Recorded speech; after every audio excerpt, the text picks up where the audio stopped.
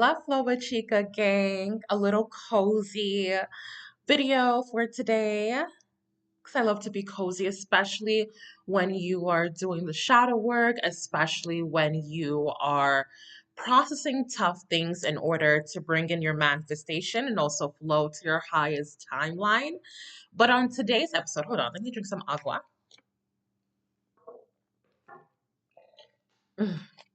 On today's episode, I want to talk about what are you waiting for?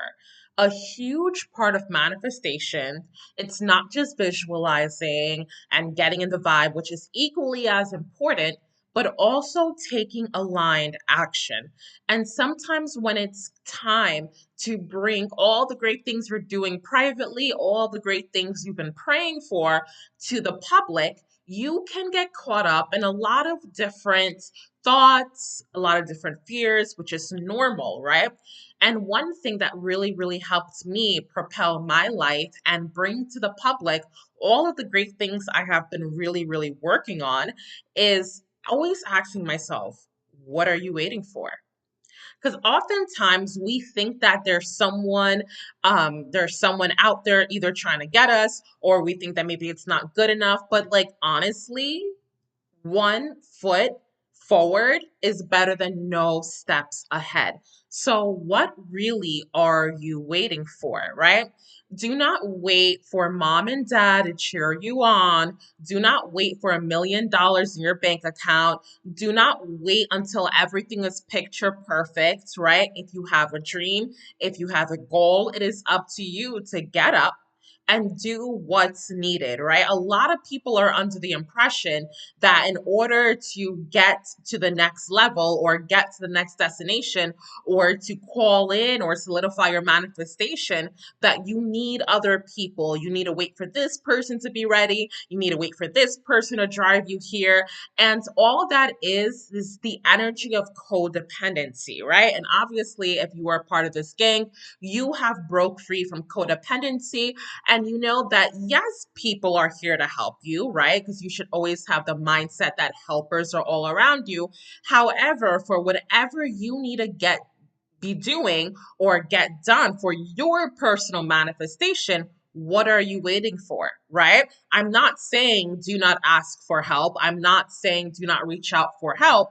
However, if you're not getting the direct assistance that you need, instead of pouting, which I know you don't because you did the shadow work, right?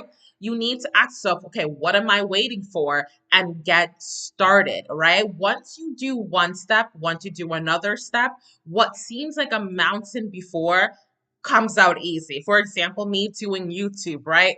When I used to first want to jump on YouTube, right? It was a little bit premature for me, but I was just practicing.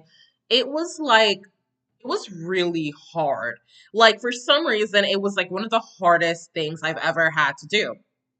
And then now, fast forward, now it's like I just jump anytime. Like I'm just jumping in my pajamas. I just put my hair back. I didn't even put on any makeup. I don't feel like I have to get ready. It's so much more natural. Why did it become natural? Did I wait for a fancy camera? Did I wait for people to follow me? Did I wait for 100 million subscribers? Did I wait for family to say, hey, Chi, we love your videos? No.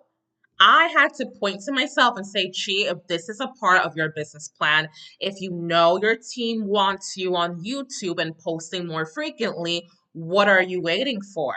Go do it. So that is what I always ask myself. And what was hard before becomes easier and easier as you create it as a habit, right? And also now, if you are super shaky or anxious about certain things, there's so much, again, help out there. They might not be there to cheer you on all the way. They might not be there to congratulate you 24/7, but there's a whole bunch of people rooting for you. And there's a whole bunch of people that might specifically know your lane and be able to give you the specific help that you need to propel you to whatever you're calling in, right?